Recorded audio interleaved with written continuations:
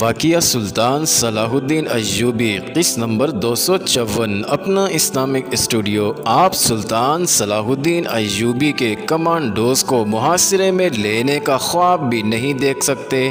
سلطان نور الدین زنگی کا تربیت یافتہ سلطان صلاح الدین ایوبی روئے زمین پر صحرا کی لومڑی کے نام سے مشہور ہے، لیکن اب صلیبیوں کو پتہ لگا ہے کہ صلاح الدین ایوبی صرف صحرا کی لومڑی نہیں، وہ تو پہاڑوں اور برف کی وادیوں میں بھی پہاڑی چیتوں کی طرح لڑتا ہے۔ وہ آپ کی بوٹی بوٹی کھا جائیں گے۔ آپ اس کے چھاپا ماروں سے اچھی طرح واقف ہیں، لیکن آپ کے سالاروں نے آپ کی آنکھوں پر پٹی باندھ کر یہ پہلو آپ کی نظروں سے اوجھل کر دیا ہے کہ ایوبی کے جاسوس اور چھاپا مار آپ کے سینے سے راز نکال کر لے جا سکتے ہیں اور آپ کے حرم کی لڑکیوں کو اٹھا کر لے جا سکتے ہیں۔ سلطان صلاح الدین ایوبی کی انٹیلیجنس کا نظام اتنا طاقتور ہے کہ آپ کی فوج یہاں سے کوچ کرے گی تو صلاح الدین ایوبی کو آپ کی فوج کی رفتار، تعداد اور کوچ کی سمت کا علم ہو جائے گا۔ صلاح الدین ایوبی کی انٹیلیجنس چلانے والا بابائے انٹیلیجنس علی بن سفیان ہے، اور علی بن سفیان وہ انسان ہے جو پتھر کو سونگھ کر یہ بتا دیتا ہے کہ یہ آسمان سے کب زمین پر گرا تھا۔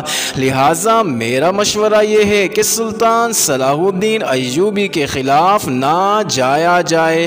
سلطان موصل ایک سالار نے غصے میں آ کر کہا، کیا ہم اپنی توہین برداشت کرتے رہیں؟ مسجد میں دن رات بیٹھ کر اللہ اللہ کا ورد کرنے والا ہمارا استاد اور باپ بننے کی جسارت کر رہا ہے، یہ آپ کے فیصلے کی مخالفت کر کے ہمارے سامنے آپ کی توہین کر رہا ہے۔ مجھے سن لینے دو، سیف الدین نے کہا، میں محترم خطیب کو ابھی تک احترام کی نگاہوں سے دیکھ رہا ہوں۔ بولیے محترم خطیب، عز الدین نے طنزیہ کہا۔ اس کے بعد آپ کو یہ بتانا ہوگا کہ آپ کی وفاداریاں کس کے ساتھ ہیں، ہمارے ساتھ یا صلاح الدین ایوبی کے ساتھ؟ میری وفاداریاں اللہ اور اس کے رسول صلی اللہ علیہ وسلم کے ساتھ ہیں۔ خطیب نے عز الدین سے کہا، میں آپ کی تعریف اتنی سی کروں گا کہ آپ نے اپنے بھائی کو دو چار باتیں تو حقیقت کے رنگ میں بتائی ہیں، باقی آپ نے بھی دماغ اور آنکھیں بند کر کے بات کی ہے۔ عماد الدین بھی تو آپ کا بھائی ہے، کبھی سوچا آپ نے کہ وہ صلاح الدین ایوبی کا دوست کیوں ہے اور آپ کی حمایت کے لیے کیوں نہیں آتا؟ آپ ہمارے خاندانی معاملات میں دخل نہ دیں۔ عز الدین نے کہا، آپ دراصل ہم پر یہ ثابت کرنا چاہتے ہیں کہ سلطان صلاح الدین ایوبی خدا کا بھیجا ہوا پیغمبر ہے اور ہم سب کو اس کے آگے سجدے کرنے چاہیے۔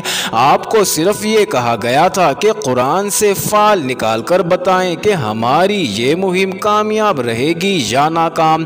قرآن اپنا حکم صادر کر چکا ہے۔ خطیب نے آواز میں جوش پیدا کرتے ہوئے کہا، اب میں آپ کے سامنے حقیقت پوری طرح بے نقاب کرنا چاہتا ہوں۔ صلاح الدین ایوبی خدا کا بھیجا ہوا پیغمبر نہیں، وہ ایک طوفان ہے، ایک سیلاب ہے جو کفر کو گھاس کی سوکھی ہوئی پتیوں کی طرح بہا لے جانے کے لیے دمشق سے اٹھا ہے۔ آپ سب درخت سے ٹوٹ کر گری ہوئی ٹہنیاں ہیں، آپ کے پتے مرجھا رہے ہیں جو جھڑ کر اس طوفان کے ساتھ غائب ہو جائیں گے۔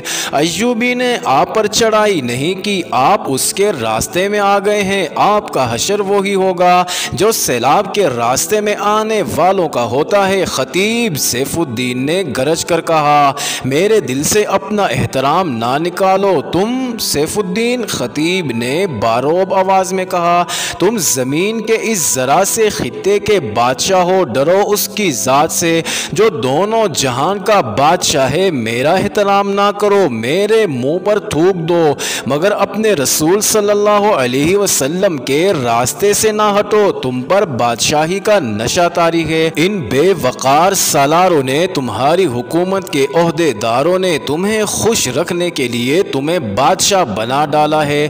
تم نہیں سمجھتے کہ یہ محض خوشامد ہے اور تم بادشاہ نہیں ہو۔ تم نہیں جانتے کہ یہ بے وقار خوشامدی تمہارے دشمن ہیں۔ اپنی قوم کے اور اپنے ملک کے دشمن ہیں، تم پر زوال آئے گا تو یہ تمہیں پہچاننے سے بھی انکار کر دیں گے اور اس کے پاپوش میں جائیں گے جو تمہاری گدی پر بیٹھے گا۔ مجھے غصے سے نہ دیکھ سیف الدین، اپنا گھر دوزخ میں نہ بنا۔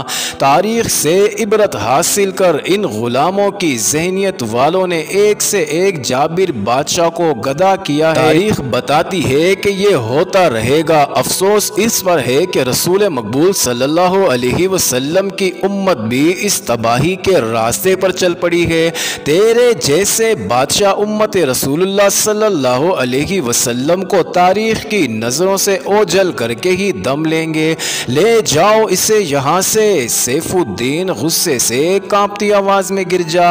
اسے وہاں بند کر دو جہاں سے اس کی آواز میرے کانوں تک نہ پہنچ سکے۔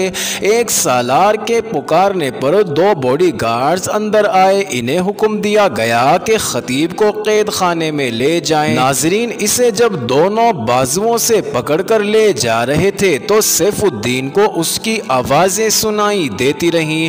بادشاہی کا لالچ مذہب سے بیگانہ کرتا ہے۔ خوش آمد پسند حکمران ملک اور قوم کو بیچ کھاتا ہے۔ کافر کی دوستی دشمنی سے بھی زیادہ خطرناک ہے۔ فلسطین ہمارا ہے، فلسطین میرے رسول صلی اللہ علیہ وسلم کا ہے اور سلطان صلاح الدین ایوبی صلیبیوں کے اندر گھس کر فلسطین لے گا۔ میری بات لکھ لو، سلطان نور الدین زنگی مرحوم کا ببر شیر روئے زمین کے سارے صلیبیوں میں گھس جائے گا۔ میری یہ بات لکھ لو، صلاح الدین ایوبی ان قریب صلیبیوں کا پیٹ پھاڑ کر مسجد اقصی اور بیت المقدس کو آزاد کروا لے گا اور تم جیسوں کو اپنے پاؤں تلے رون ڈالے گا اور تم جیسوں کا نام و نشان تک نہ ہوگا۔ تمہیں کافر اس لیے آپس میں لڑا رہا ہے کہ فلسطین پر اس کا قبضہ رہے۔ آپس میں لڑتے رہو گے تو قبلہ اول تم پر لعنت بھیجتا رہے گا۔ ناظرین، باڈی گارڈز خطیب المخدوم کو گھسیٹ کر لے جا رہے تھے اور وہ بلند آواز سے بولتا جا رہا تھا۔ بہت سے فوجی باہر نکل آئے اور آن کی آن میں یہ خبر تمام تر موصل میں پھیل گئی۔ خطیب المخدوم پاگل ہو گیا ہے، خطیب کو قید خانے میں بند کر دیا گیا ہے۔ ناظرین، یہ آوازیں شہر میں گھومتے پھرتے خطیب کے گھر کے دروازے میں داخل ہو گئیں۔ اس گھر میں خطیب کی نوجوان بیٹی تھی۔ اس گھر میں یہی دو افراد تھے، یہ لڑکی اور اس کا باپ خطیب۔ خطیب کی یہ واحد اولاد تھی، اس کی بیوی عرصہ گزرا مر گئی تھی۔ خطیب نے دوسری شادی نہیں کی تھی، وہ اس بیٹی کے سہارے جی رہا تھا اور بیٹی اس کی خاطر زندہ تھی۔ بہت سی عورتیں اس کے گھر میں چلی گئیں۔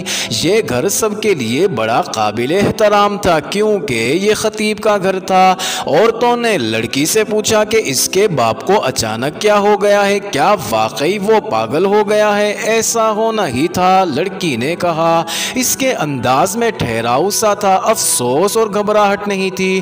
اس کے بعد اس کے پاس جو بھی عورت آئی لڑکی نے یہی کہا، ایسا ہونا ہی تھا۔ موصل میں خطیب کو قید خانے میں ڈال دیا گیا۔ ناظرین، حران میں دو سالاروں شمس الدین اور شاد بخت کو گمشتگین نے قید خانے میں ڈال دیا تھا۔ گمشتگین کو پہلی بار پتا چلا کہ اس کے یہ دونوں سالار دراصل صلاح الدین ایوبی کے آدمی ہیں اور جاسوس ہیں۔ ان دونوں کو قید خانے میں ڈال کر گمشتگین رات کے وقت قید خانے میں گیا۔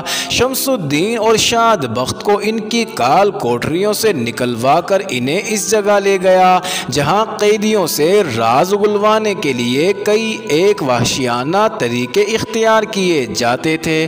ناظرین، وہاں دو آدمی اس طرح لٹکے ہوئے تھے کہ چھت کے ساتھ بندھی ہوئی رسیوں سے ان کی کلائیاں بندھی ہوئی تھی۔ ان کے پاؤں زمین سے کوئی 2 فٹ اوپر تھے اور ٹخنوں کے ساتھ کم و بیش 10-10 سیر وزن کے لوہے کے ٹھوس گولے بندھے ہوئے تھے۔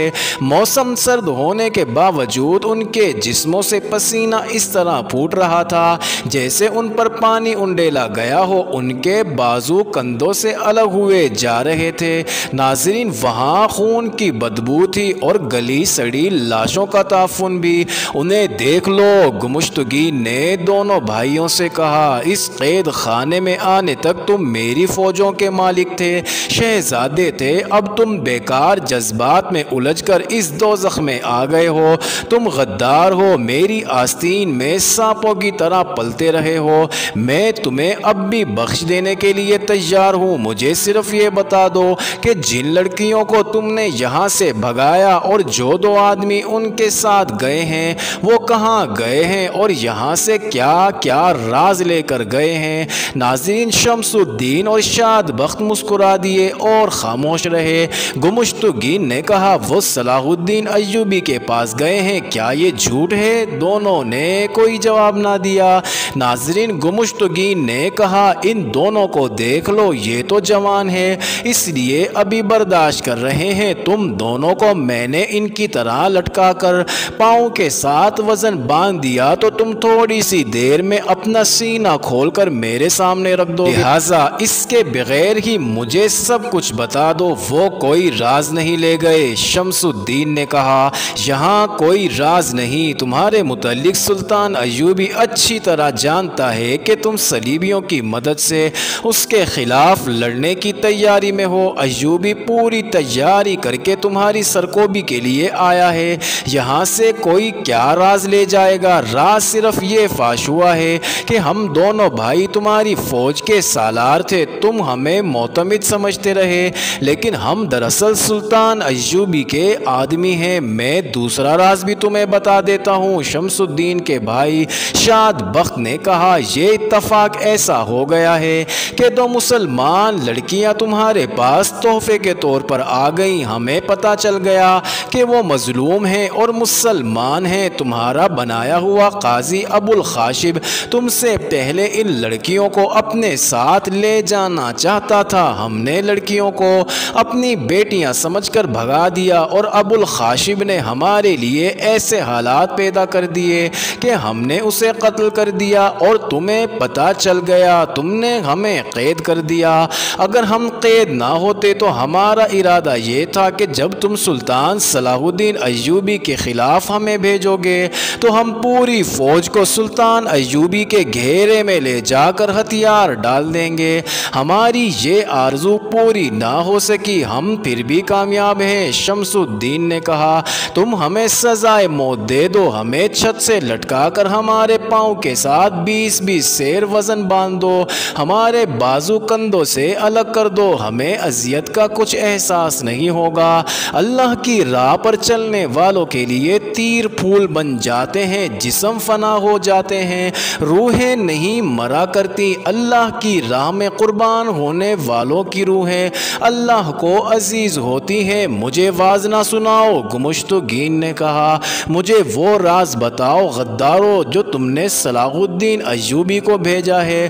تم ہمیں غدار کہتے ہو؟ شمس الدین نے کہا، یہی راز جسے تم چھپانا چاہتے ہو کہ غدار کون ہے، تم یہ راز آنے والی نسلوں سے اور تاریخ سے بھی نہیں چھپا سکو گے کہ تم غدار ہو۔ تاریخ پکار پکار کر کہے گی کہ صلاح الدین ایوبی فلسطین کو صلیبیوں سے آزاد کرانے کے لیے نکلا تھا، مگر گمشتگین نام کا ایک مسلمان قلعے دار اس کے راستے میں حائل ہو گیا تھا۔ تم اگر اتنے پکے مسلمان ہوتے تو ہندوستان ہندوؤں کے حوالے کر کے نور الدین زنگی کے پاس نہ بھاگے آتے۔ گمشتگین نے تنزیہ کہا، تم غلام ملک سے آئے ہو، ہندوستان کو ہم نے ہندوؤں کے حوالے نہیں کیا تھا۔ شاد بخت نے جواب دیا، وہاں بھی تم جیسے مسلمان موجود تھے جنہوں نے ہندوؤں سے دوستی کی اور تمہاری طرح اپنی ذاتی بادشاہی کے خواب دیکھے۔